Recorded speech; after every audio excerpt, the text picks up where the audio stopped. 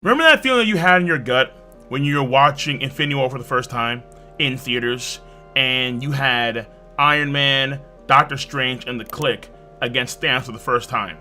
Or when you had the two armies of Thanos' army with Wakanda and T'Challa leading them with Captain America. Rest in peace, Chadwick Boseman, of course. You know that feeling? Remember that feeling in your gut that you had? Where like you thought that you maybe needed a Tums, a Pepto-Bismol? No. That feeling of excitement that was turning in your, oh yeah! What? This is where Oda is getting to right now. Where we're setting up for what appears to be the climax of Wano Country. The last major epic extravaganzas.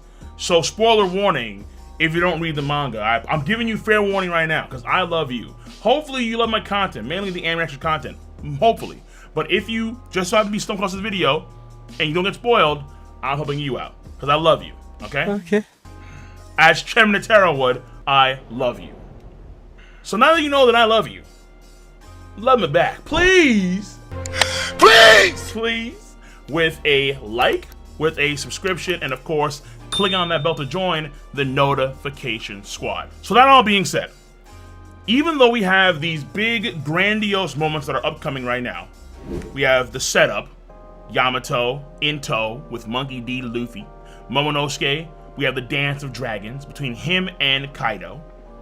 But I want to talk about the more miscellaneous, smaller, more obscure details that we've got in latest chapter One Piece 1025. And this is something I've been saying for a minute now, because it's one of the things in One Piece that I found very interesting, where there are certain rare races that we haven't really got intel on, where there are people that are very unique even among the most unique people. I recall Shibuya Archipelago, for the first time we were there, when we have the slave chart of the cost for each of these species, whether it was giant, whether it was dwarf, and then mermaids. And then back then, really rare stuff. But now here we are in the New World, with seemingly even more rare races than mermaids. Number one, of course, starting with the Three-Eyed Tribe. Only Pudding we've seen so far be a member of this clan, and they supposedly exist elsewhere in the world, but Pudding is the only member that we see in this clan thus far. And in this chapter of One Piece, we get even more confirmation that what Kaido and Yamato are not human. They are a whole unique species, which Kaido has been dubbing as Ogre in the Viz translation and Oni in the scanlations. I'm going to use Oni because I think I prefer Oni. I think it's more suitable to use the term Oni rather than Ogre. I know a lot of folks, as of late, have been very upset with the Viz translations. There have been several major folks that do translations, like, for example, Sandman of Arlong Park, where they have really broken down some of the mistranslations in the Viz Media chapters, and it's tough. It's tough. So I'm gonna use Oni because I think it makes a lot more sense to me personally, rather than Ogre. But I think it's generally the same thing. Now, in this chapter, Kaido proclaims that Yamato is a child of Oni, and he says that as he's wailing on her, as he's beating her down at the club. And Oni, relying on friendship of humans, that's something that's beneath her. And Oni should not be friends or for any degree of solace or happiness with humans. And this, I think, is a little gateway into Kaido's mindset in general. The whole might makes right mindset. Where for Kaido, it is the strong survive and the weak die in a general sense. Those that are weak can be thrown to the side. We see with Queen, where Queen, he was willing to throw away Apu, willing to throw away waiters and pleasures because they were ultimately worthless, and he affected them all with the Ice Oni bullets. And it's kind of ironic in a way where he does have these Ice Oni rounds, and Yamato does have ice-based powers, and she's also an Oni. Makes you wonder if he actually used some of Yamato or Kaido's DNA to actually create those bullets. So again, the idea here of might makes right permeates the entire crew. And you even go as far as to say the design itself is indicative of this idea of Onis are superior than humans. Because the horns that a lot of folks have for their design for the Beast Pirates, that is indicative of the Oni horns. But the vast majority of folks that are part of the Beast Pirate crew, it's safe to say that their horns are fake. they're not actually real horns. In a way, showing the Oni's subjugation and superiority of humans. They're not actually real horns, like in the case of Kaido, like in the case of Yamato. Because in Yamato, we see that when she was a child, she had the horns when she was growing up, which means that in her case, these horns are natural, again, unlike the vast majority of the folks that are part of the Beast Pirate crew. Not only that, but Yamato's origins of like where she was born is unknown according to Lazy River cards that we've gotten. But I think it's safe to say that she was born somewhere in the Grand Line / New World. Because we know, based on the timeline, that she was 8 years old when she's Odin get executed, but we know that Kaido got to Wano 5 years from then. So she was born 3 years prior to Kaido arriving into Wano country, and those 3 years of her life are so far unaccounted for. And we know that Kaido himself was also born somewhere in the Grand Line. So I've said in a few videos that in One Piece, there are no magical base things. Everything can be explained with tech, technique, hockey, devil fruit, and so on, but there is no magic in One Piece. Therefore, there are no magical species in One Piece. Oni they seem to be something more of myth, but in reality, and I said before a few times now, I'll say it again, what I think the Oni are a sub-race of ancient giants. That's how I view them. Now, I'm not right just yet. I think I'm very close to being right. So I'm praying that we maintain that trajectory, absolutely. Because when you look at some of the features of, let's say, the 900 Zombie Oars, or Little Oars Jr., and then you look at Kaido, they have very similar features in many respects. And we've never actually seen an ancient female giant. However, there is Kunyu of the Number Giants, the one that Brook defeated with the orchestra attack. So far, she is the closest thing that we've seen to a actual ancient female giant. But what we've seen so far of her in the manga, it's kind of hard to really gauge her physique to someone like Yamato. And again, she's an experiment. So it's very wonky there. So I think it's safe to say in a general sense, we haven't seen an actual ancient female giant, I'd argue. But being a part of this superior Oni species, as Kaido says, comes with, I think, some perks, some definite perks.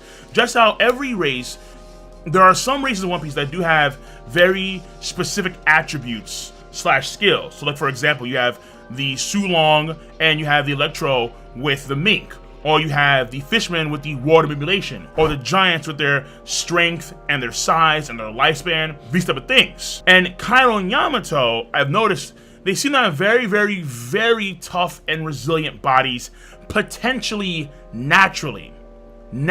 So one of the things I have to revisit here is Yamato dealing with the armored division with Sasaki. Because here she is talking to Momonosuke for a large portion of that whole exchange. And she's taking attacks, cannons, bombardment attacks from Sasaki's armored division. Her not using any haki or any skills like that. She's taking all the attacks full brunt, and she's still standing tall. She's still standing strong. Yamato's physique was showcased then when she was built like a tank, almost like her father. And you can even see in this fight with Kaido, where there's a point in time where Kaido is just wailing on her with Conqueror's Haki attached to his club. He's just beating her down. And after it's all said and done, she can still get back up and say, I'm not done yet, and still fight. This shows you that she is a very resilient individual. Yamato has trained for a lot of her life. We can see the skills as clear as day in these last 2 chapters of One Piece. Clearly, we see the skill. But that natural resilience, without using any haki to like defend herself, just taking the attacks full brunt and still muscling through, I think that's relatively special in terms of her endurance, in terms of durability, for sure. And then you can look at Kaido, where Kaido, in his dragon form, we know that his scales protect him. In hybrid form and in dragon form, we know how resilient he is, clearly. That was part of the core reason why Luffy trained for the Ryogis himself. I want to bypass Kaido's scales. I want to break through Kaido's scales. I definitely do. However, one of the things that I thought was very odd, to the point where it still could kind of be a retcon, but I do want to throw an idea that kind of helps it out. One of the things that I found very interesting was that Luffy was so hell-bent on getting past Kaido's dragon scales, but even during the first exchange, Kaido, for a period of time, was in base form. In the manga, he takes the Kong organ clean in base form and he seems to be unfazed. In the anime, it's that and then some. It's the King Kong gun too.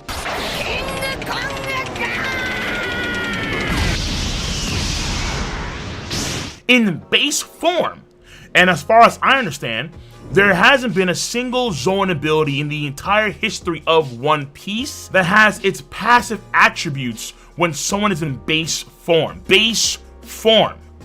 Every time we've seen a Zoan ability user use their abilities, they have to activate it. They're not like, let's say, Luffy, where Luffy is a paramecia, and then he is passively, innately rubber. So Luffy can be sleeping, but he's passively rubber to where bullets will always fly off him, even when he's asleep. But someone like a Zoan, for the most part, they have to always activate their ability in order to actually use said ability. But Kaido was in base form, and still, Luffy's attacks did virtually nothing to him for the first time when they fought in base form. How? How?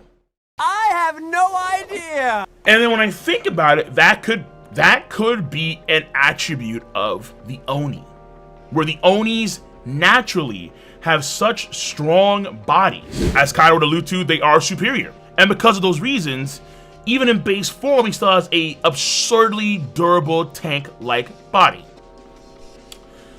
I think of it as, let's say, looking at Oars Jr. when he first came into Marineford. Oars Jr. when he first came into Marineford was such an opposing dominant force.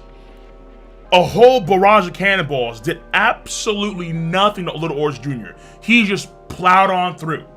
He was clean up until Kuma did the Earth's Shock.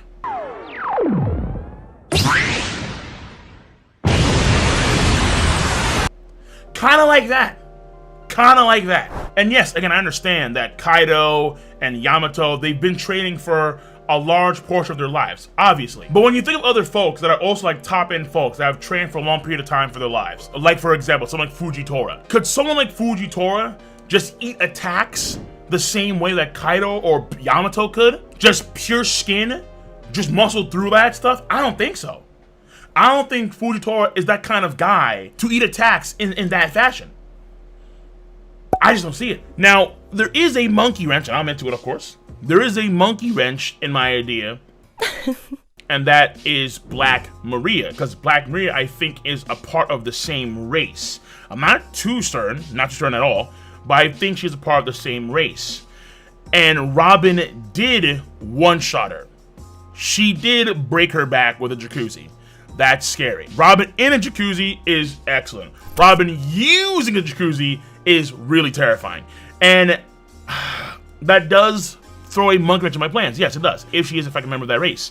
However, there is a difference here between Yamato, potential Yamato, and Kaido compared to her. And this is also new info that we found out based on the Lazy River cards. Black Maria is actually not born in the Grand Line. She's born in Wano country.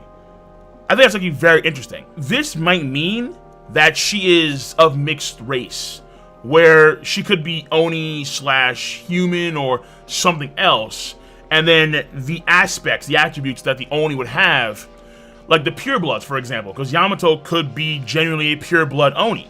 She could be, but Black Maria may be a Muggle, maybe. So there is a monkey wrench there, yes. But again, I'm willing to bet that Yamato was born somewhere in the Grand Line, as was Kaido, but Black Maria being different in that regards may be the reason why she could get one-shotted by Robin. And plus, Robin's techniques are kind of based on that, when it comes to targeting the joints and weak spots, things like that. Clutch! Black Maria had no qualms at all burning down everything around her. So that could be indicative of her resilience in some capacity? Maybe? She has natural fire resilience, but who knows? Who can really say? At the end of the damn day, she got one-shotted, and there's a good chance we're not gonna see her fight anymore in this arc. There's a very good chance. Now, one of the core reasons why I bring this all up is because of actually what we got with King and the Wildfire and the Lunarian stuff. Because I'm doing a video for that relatively soon about Sanji and the whole Lunaria thing and King and the Wildfire and so on and so forth. But I do recall what Big Mom said, that there were 3 races that are not a part of Totland. And the assumption here would be the Giants are one of them, the Lunarians number 2, And then number 3 could potentially be the Oni. Oh, I don't recall, and I haven't checked because there's a lot of chapters, so forgive me, but I haven't noticed at all a single Oni, a single horned person in Big Mom's Totoland. I could be wrong, but there could be a chance here, because the Onis are very rare. And I'm not too sure that Big Mom knew about Yamato's birth or her existence until this arc, because Yamato was born well after the Rocks Pirates disbanded. And Kaido was never going to join her kingdom, that's for damn sure. And then I get the feeling, because of Big Mom's fascination with very rare things, very rare creatures, and so on and so forth, her dream of building a utopia where everyone can sit at the same table and so on and so forth, I get the feeling that part of the reason why she is very good to, quote, very good to Kaido, where even after Rocks was defeated, she gave him a fruit, maybe because of that reason where he is a rare race of people, of individuals. And she has a bias towards those type of things. Let's say compare that to someone like Whitebeard, where her and Whitebeard, as far as I understand, were never really on great terms. Kaido and Big Mom can share sake cups and chill and have a good old time and usher in a world of violence and so on, whereas her and Whitebeard, I don't seem to be on the same page. Now, there is one last thing I do want to say. There is an idea out there that Big Mom, when it came to the 3 races that she didn't have in Totland, the Giants were excluded from those 3 races. The reason being is because we know how Big Mom feels with the Giants. Her and the Giants are... Nah, that is absolutely not a healthy relationship. Not at all. Not at all. And the Giants may be something that Big Mom has never ever factored in to actually joining her Totoland. She tried with Lola to get him in the fold, didn't happen, and she, you know what, I'm done. I can't. Mentioning Giants to Big Mom, and we saw back in Hoki Island, it triggered her.